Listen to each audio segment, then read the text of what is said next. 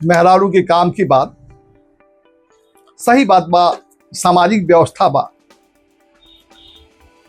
अगर कमासुत बेटा कमासन नहीं तो घर के खर्चा कोने चली, और घर के खर्चा चलावे सन तब बाप महतारी के देखी इस समस्या बा, एगो सामाजिक समस्या बा।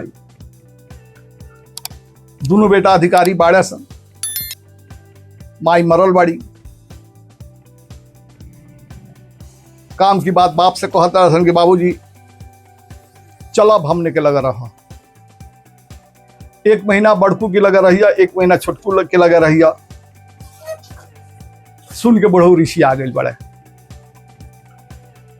का कहता है, का कहला सगरी छोड़ दें, का कहला सगरी छोड़ दें, आ चली शहर में राज करी, गाँव के छोड़ बुढ़ाई में परदेश में चल के बास करी, अपन सब बेच बिकिन दें, तहरी गटई के खाज बनी, बुनियाद छोड़ दर दर भटकी, तहरी आगे मोहताज बनी। अब 1 महीना तहरा में उतने ले उहो खिया दी हैं, जहिया पुरजाई मास दिवस उहो लग से धकिया दी हैं। तब कहवा जाए ओह समय दोनों जन मार भगा देब, तब कहवा जाए ओह समय दोनों जन मार भगा देब, मंगलो ना भीख नसीब हुई, रोटी खातिर तरसा देब, सोघक छोड़ी खाना टुक्का कौरा पर दिन बिताई। अब बूढ़ समय दर दर भटकी, कुकुर जस दोरे धाई। अब जिंदगी हमार इतना अधीन बारी बारी से छटा गई, जिंदगी हमार इतना अधीन बारी बारी से छटा गई। हम जनने ना हमारे जिंदगी तहरे लोगन में बटा गई। कितना खाए की उतने में, कितना खाए की उतने में दोनों जन बेत बिला जेबो, सोना के भसम खिएबा का कि जिंदगी नहीं निभा पैबो। अधिकारी भल ही बन गई पर संस्कार में कमी रहल, अधिकारी भल ही बन गई पर संस्कार में कमी रहल। शिक्षा में कथू चूक भइल, पालन में हमारी कमी रहल। कहाँ उ चूक भइल हमसे ऐसा शिक्षा तू पा गई, कहवा उ चूक भइल हमसे ऐसा शिक्षा तू पा गई। बीबी बेटा संग ही सब बा, बापे के छोड़ भुला गई। जो जनता हमके बाप हैं, जो जनता हमके बाप हैं, इस तरह से हमके छटता ना, जो जनता हमके बाप हैं, इस तरह से हमके छटता ना। यदि संस्कार तनको रहते बापे के आज तो बंटता ना।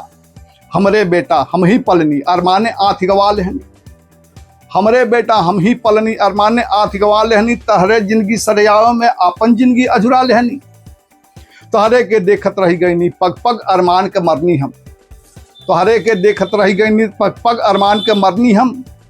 बस जीत तहार देखे खातिर पग पग जिंदगी में हरनी हम। अपना के चप्पल जूरल ना, अपना के चप्पल जूरल ना, तहरा के जूता किना गई। अपन गमछी चथरी ओढ़नी, तहरा के कुर्ता सिया गई। जौने कहला तौने कैनी, जौने कहला तौने कैनी, तहरे पर माथ मुड़ा लेहनी। अपने उपास हम रही रही के आगे के अन्न खिया देहनी।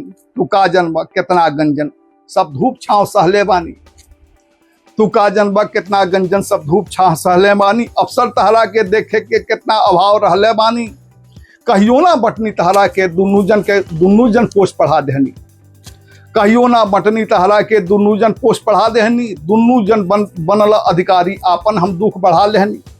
हम सोचले रहनी अंत समय मर्जी से जन्म बिता जाए, हम सोचले रहनी अंत समय मर्जी से जन्म बिता जाए। कहियो बड़कू कहियो छोटकू मन फेर में गाँव आ जाए। लेकिन आगे तू का करब, लेकिन आगे तू का करब, इतने में सगरो बुझा गई। अब हिन तक कुछ कैला ना, आगे ही जिंदगी बटा गई। लेकिन सुनला अब साफ कहीं, लेकिन सुनला अब दुख सही, सुख की पीछे हम धायब ना। धरती हमार ई माई है, माई के छोड़ के जायब ना। ये गाँव है बाबू पुरखन के, ये गाँव है बाबू पुरखन के। आदर बा यहाँ स्वभाव में, रुपया पैसा भल ही कम बा पर प्यार बहुत बा गाँव में। सुख में दुख में सब थाम ली हैं, जब पाँव पड़ल हम छुए ना। रोटी चटनी ही मिली भिले, दुख में सुख में सब थाम ली हैं, जब पाँव पड़ल हम छुए ना। रोटी चटनी ही मिली भेले, खैलाबिन गाँव में मुएब ना। अपनी लोगन के बीच रह, अपनी लोगन में मर जाए।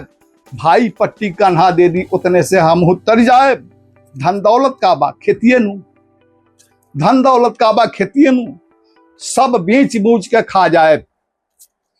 धन दौलत का बा खेतियनु, सब बेच मूच के खा जाए, बच जाए कुछ त राम बाड़े, ओहू कर पार घाट लगा जाए, टिक्का भर के भी छोड़े ना, टिक्का भर के भी छोड़े ना जाए कि पहले काम करब, ये अंत समय देखी हमके सगरी ओकरे ही नाम करब, ये अंत समय देखी हमके सगरी ओकरे ही नाम करब।